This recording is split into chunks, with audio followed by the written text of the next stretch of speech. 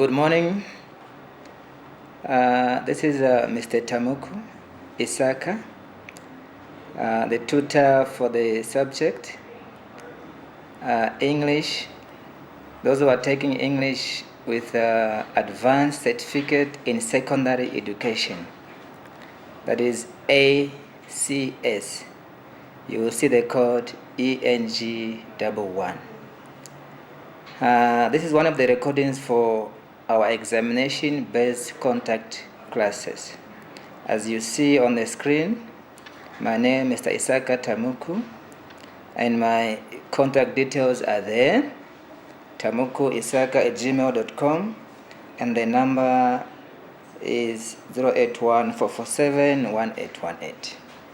I would prefer to contact me from 8 o'clock in the morning to 19 hours in the evening, that is Monday to Friday. Okay. Now, in this course outline, in this examination-based contact recording, we have the content. We will talk about the aims of this module, and then thereafter we'll talk about the concepts, morphology, syntax, semantics, and phonics. And then parts of speech, word classes, communication, the text, academic writing, summary writing, report writing, poetry, and then of course we'll talk about the most interesting novel, All Quiet on the Western Front. And then we'll end with a few aspects on reading. Okay, now to begin with, the aims of this module. This module aims at building on the English and academic communication skills that you have already acquired. It also enables students to develop the theoretical understanding, values, and all the competencies of the English language. You will know as we go in detail. We will also learn about the structural features of the English language, which enable students to demonstrate reading and writing skills, not forgetting analyzing novels, dramas, and poetry. Okay, now let's start with concepts. We have some concepts here. The first one is morphology. Now, morphology, in simple terms, is the study of how words are formed. That is, word formation. The form and structure of words in a language has to do with morphology. How words are combined, derived, and changed, and observed as well. That is morphology. In simple terms, morphology means word formation. And then the second one is the syntax. This one simply means how words are put together to form sentences. That is the sequence of words, how the words are put together to form sentences. For example, in the English language, the usual sequence is subject, verb, and object. So that sequence in English is called syntax. If you study the sequence of words in a sentence, it is called syntax. Okay. Now semantics. This is a very interesting area of languages as well. Semantics is the study of the meaning of words in a language. Simple. The meaning in a language, semantics. And then phonetics, the sound now. If you want to study the sound of words, the production, perception, classification, and the transcription, you are studying phonetics. Okay. Now the parts of speech. In the English language, there are 8 parts of speech.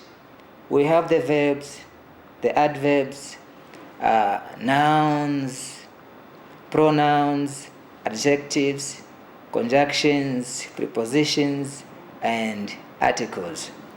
Now, if you go in detail, like for example, in nouns, you will see there are also types of nouns as well. You can see common nouns, collective nouns, proper nouns. For example, in proper nouns, those are names of people, places, and so on. For example, a name like Ethan is a proper noun because it's a name of a person. A name like Vinduk is a name of a place, so it's a proper noun. And you can also see abstract nouns. Those are names of things we cannot see or touch. For example, hope, fear, decision, poverty, etc. So those are the types of nouns. Okay. And then we go to word classes. This is one of the most interesting topics in the English language, the word classes. Now, a word class is a set of words that display the same formal properties, especially their inflections and distributions. Now, there are only two types of word classes. We have open word classes and closed word classes. Okay. Now, with open word classes, you can add a new word to the existing word to make it new. Now, closed ones, you cannot add any word to them. It's simple. Okay. Now, number 5 on our content list, we have communication. Communication refers to the exchange of information between two or more people. It can be verbal or written. Like in our days, it can be done with the use of electronics, our cell phones. You send email, you Skype, you do whatever. So that is communication. In simple terms, when you exchange information, that is communication. And now from the word communication, you add accurate communication. It becomes accurate communication. This one means communication without words. Communication without words is accurate communication. In this case, it says here, you use accurate communication possibly because your actions and reactions are better or more accurate indication of your true feelings than words can do. So you opt to use accurate communication. So it is much similar to sign language. So accurate communication. Communication without words. Now the forms of communication, obviously you can see if you smile, you touch, you nod, you need personal space, eye contact. Those are all forms of communication. You go through them for your understanding. Okay. Now the text. Now a text refers to a book or any other piece of writing regarded in terms of its content rather than its physical form. That is a text. Now let's look at reasons why a text would be analyzed. Why do we need to analyze text? There are so many reasons given here. One of them is for precise reading. You analyze a text for you to read it precisely and to find meaning. And the other one is to include and incorporate background into the text. Those are some of the reasons why texts are analyzed.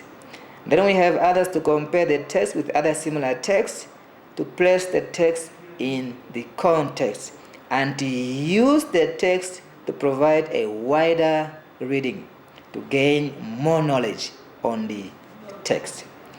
Now, from the text, we have the definition and reasons why a text would be analyzed, and then we go to what is the thesis of a text.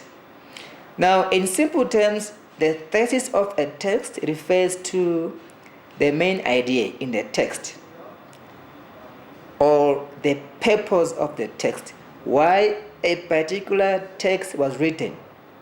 If you read any newspaper, any book, any other text, you will find why it was written. That is the thesis of any given text. Now, how do we find the thesis in a text? How do we find the thesis in a text? Now, we read through the text a few times. You read it once, twice, maybe 3 times, 4 times. Then you understand the meaning of that text. And then, after you have read it, you must ask yourself, does the text, does it interest you or not? And if it does, why? So is there anything that seems out of the ordinary or strange? And then you write down questions that you would want to ask about the text. Remember, number 1, you have to read the text a few times for you to understand the whole text. And then you consider your questions, the ones asked earlier on, and then you evaluate which ones are the most important, which ones are the most interesting ones that you should ask, and then you eliminate the ones you don't need, so that you are only left with the ones which are very, very important. Okay. And then you detect any patterns among your questions. That means, do they look different or are they the same? The questions you ask yourselves when you are reading the text. And then you can easily find the main idea, which is the thesis in a text. Okay. Now, academic writing. This is one of the most interesting themes in the English language. You go to any institution of higher learning, you will be required to write academically for you to progress in your academic life. It is very, very important to be able to write academically. And this is, to tell you, this is one of my most favorable topics in my area of specialization, that is academic writing. Now, let's look at the characters of academic writing. Now, academic writers provide facts and figures. They don't tell anything out of anywhere. They provide facts and figures precisely. And then academic writers are objective. You remember, the opposite of being objective is subjective. Now, in this case, objective means any perspective not influenced by emotions or opinions or personal feelings. If your opinions are not influenced, you are objective. Now, the opposite, if your opinions are influenced, you are subjective. Now, in any case, let's forget about subjective. Academic writing is objective. That means it is not influenced by any opinion, any personal feeling, anything. It's just objective. Okay. And then the use of language is formal. You use formal language, accurate vocabulary. You must also be able to take a specific viewpoint, a stand. If a person reads your text academically written, the reader or your audience must know your standpoint. You take a specific standpoint when you write academically. Okay. And then the other thing, you take responsibility for your claims. This means when you write academically, you should always provide views to support your claim. Support your claims with correct facts, with correct figures, correct everything. You must be able to take responsibility of whatever you claim in your academic writing.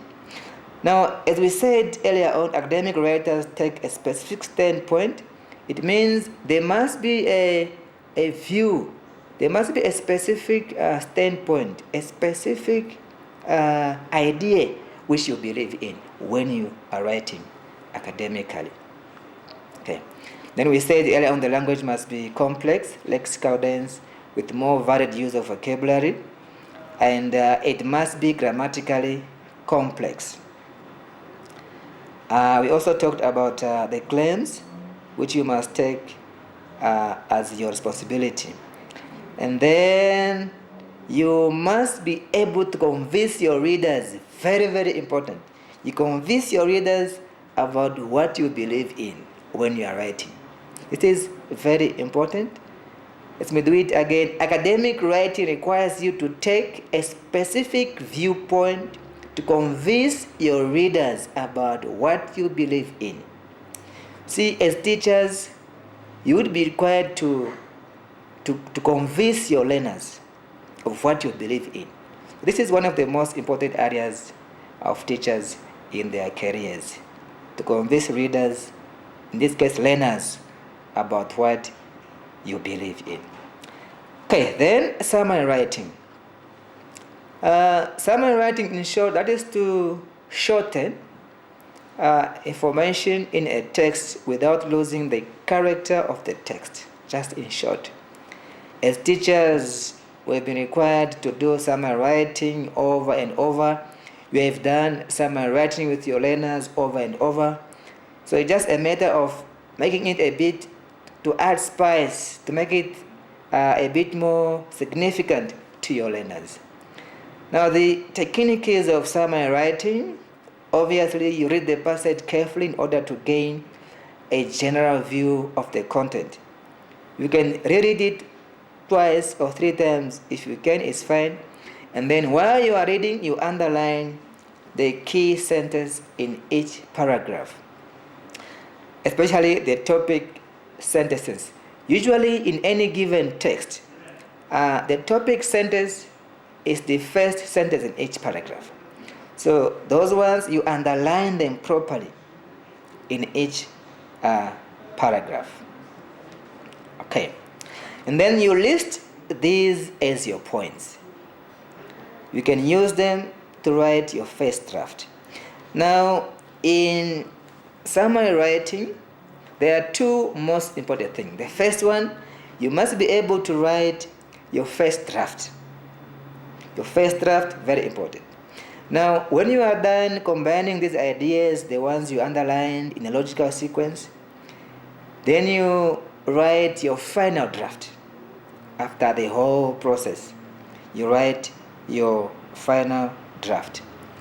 And then after you are done with your first draft, then you count your words. Make sure you do not omit any word for you not to lose the correct version of the original text. Now, it's very important. When you do summary writing, you must omit words in order to produce a condensed version of the original. Remember, it's a very large text. Now, for you to make it condensed, short, you must be able to omit other words to make it short. Now, to do that, you must be able to underline the keywords for you not to lose the original version of the text.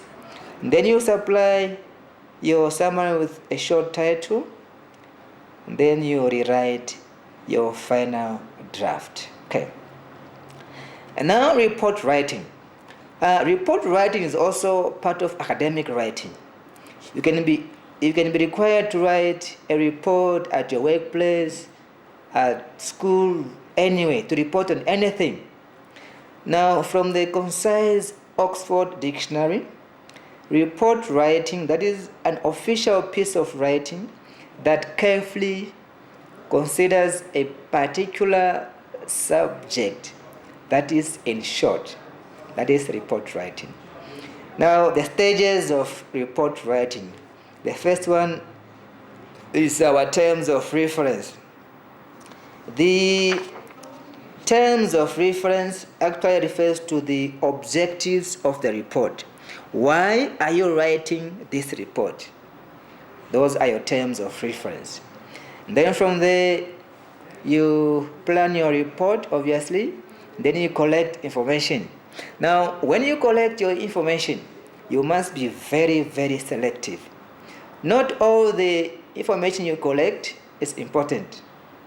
There are the ones which are very, very useless, which you don't need in your report. It says here, be carefully selective in determining what information is necessary to be included in the report. Be careful, some information is unimportant and only support the main argument. So you leave some, you take some when you write your report. And then you organize and structure the information. This is very important because at the end of the day, after you are done with the organization and the structuring of the information, you will end up with the right format which you will present your report with. Obviously, you must include the title page and then the content list and then the abstract. Very important, abstract. This is the summary. Now, in your abstract and summary, you summarize the content. Very important. The abstract, you summarize the content of your report in your abstract. And then an introduction, you give a scope of the report, which include the terms of reference. Remember, as we said earlier on, terms of reference, the objectives of your report, you include them in the introduction. And then methodology, very, very important. Now, in the methodology, you explain the methods you have used to obtain the information. For example, if you have used questionnaires, interviews, one-on-one discussions, you say so. You explain the methods you have used to obtain, to collect the information. And then the results or findings. Your results and findings must be very clear and simple, easy to interpret. You can also use tables. Now, when we say you can use tables, graphs, pie charts, and diagrams, you cannot use all of these. You choose the ones which suit your report best. For example, you can use tables, finish. Or say tables and graphs, it's done. Don't use all these ways of presenting. It will confuse your audience or your readers. Okay. Now, when you present your tables and graphs and diagrams and pie charts, you check the following. Are your diagrams and illustrations clearly labeled? Very important. Do they have titles? Is there a link between text and illustrations? Your numbers, the information must also go hand in hand with your tables and all your illustrations. Okay. Now, are there headings?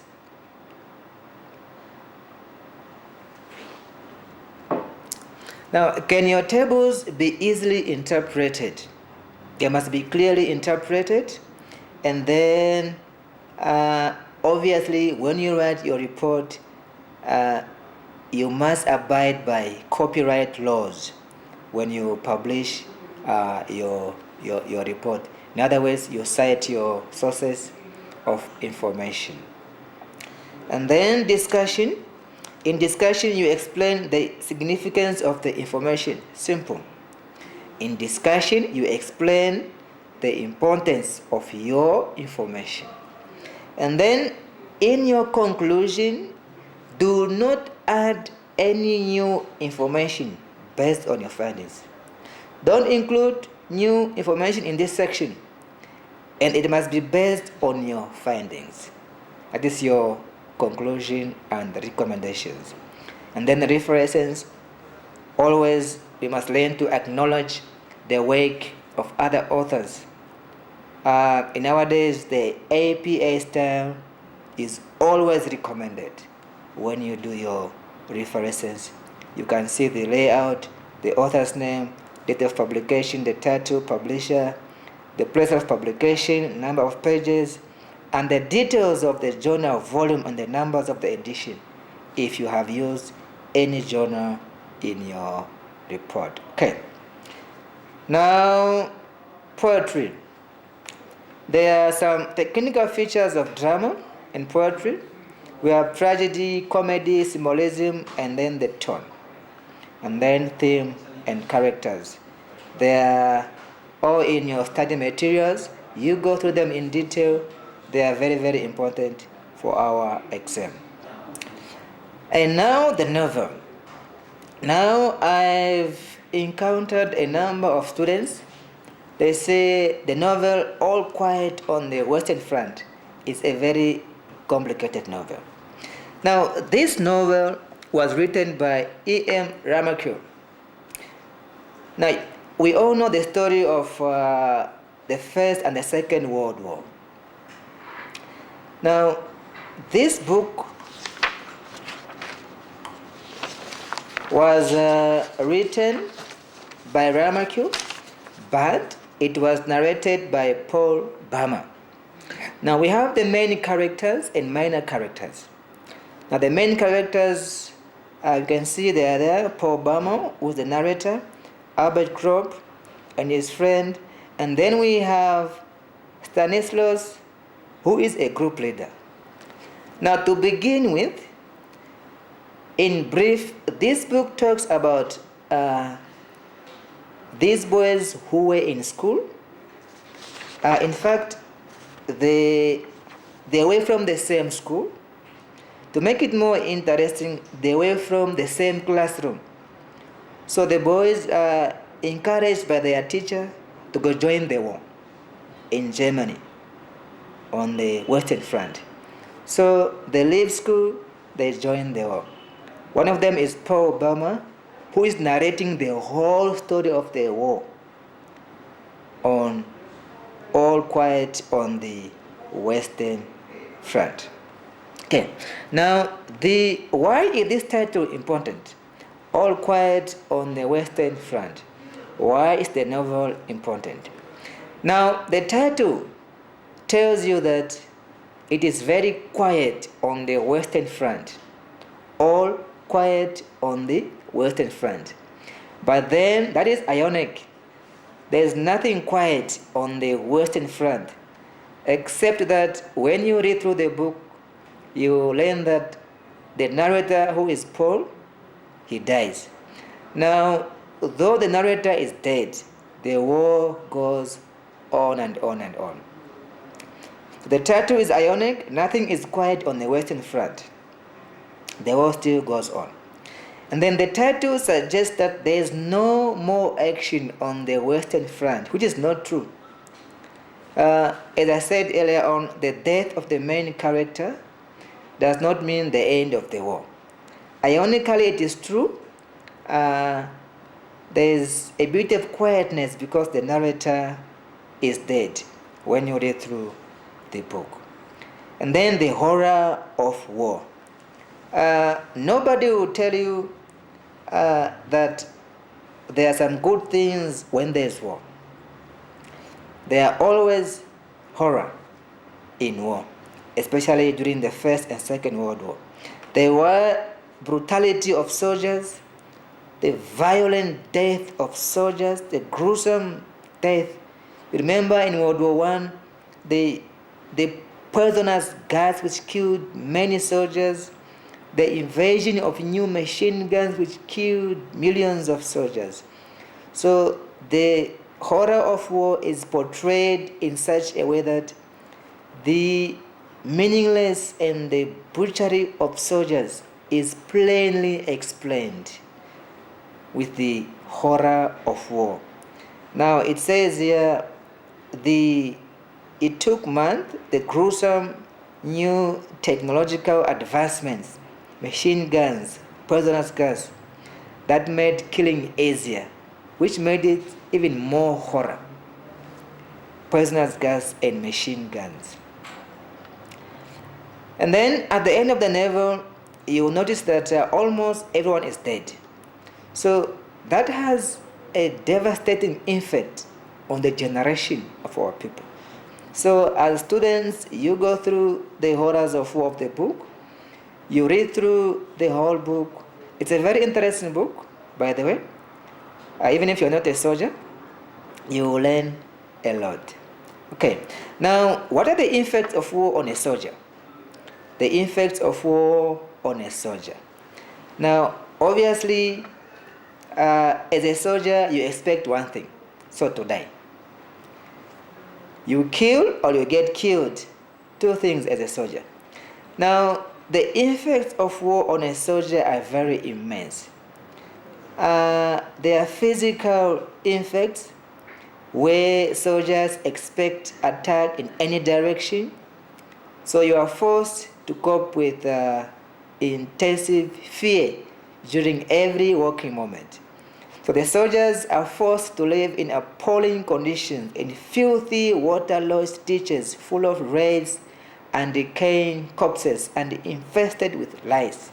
So those are terrible conditions of soldiers. So sometimes not sometimes, but most of the times they frequently go without food and sleep without adequate clothing or sufficient medical care. The soldiers are forced to deal with the frequent sudden death of their closest friends and comrades, often in very close proximity and in extreme violent fashion. So those are the effects of war on our soldiers. They are more than enough, but one of the most important effects here is the physical one, the conditions of living as a soldier. Remember the basic needs. You have to eat, your clothing, your shelter. So those ones are very important. Now, as a soldier, those ones are a bit difficult to compromise with. So those ones are the effects of war on a soldier. Okay, now in the author's view, Ramakrishna, it talks about when Paul becomes unable to imagine a future without the war. Now, when you are a soldier, you believe in war such that you no more believe in a war. In a world without war. So your mind changes. You become a believer in whatever you do. So you become so attached to your job as a soldier. You obviously forget there's a world out there without war. It's also one of the effects. He also loses his ability to speak to his family. So soldiers no longer pause to mourn fallen friends and comrades. It is a very, very touching effect. And then among living soldiers, however, Ramakrishna portrays intense bonds of loyalty and friendship that brings out as a result of the shared experience of war. Okay, and then lastly, reading. Now, there are so many things to talk about when we talk about reading. But in this case, we are going to talk about how a teacher can cultivate a culture of reading in learners. Not all of your learners like to read. No, not all of them. Now, how do you cultivate a culture of reading in your learners? So you set aside a place for reading in class. You encourage your learners to visit libraries, not only for assignments, but for them to enjoy reading. You assist in creating an inviting atmosphere in the library. And then you must also find out the interests of your learners. And you must provide them with materials which are very, very relevant. Then you provide short stories and comic magazines. You challenge them to read in their highest level. And then, of course, you must be a good role model. You share experience with your learners. to keep their interest high.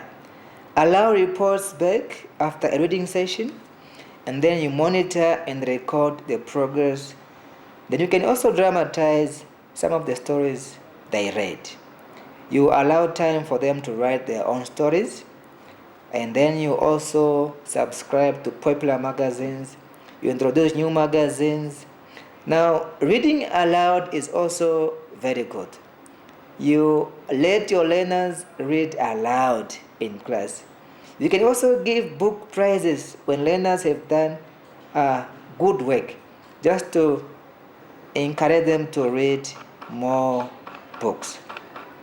Okay, now this is the end of our examination-based class recording. As I said earlier on, it is for those who are taking advanced certificate in secondary education, the school subject English. Thank you so much once again.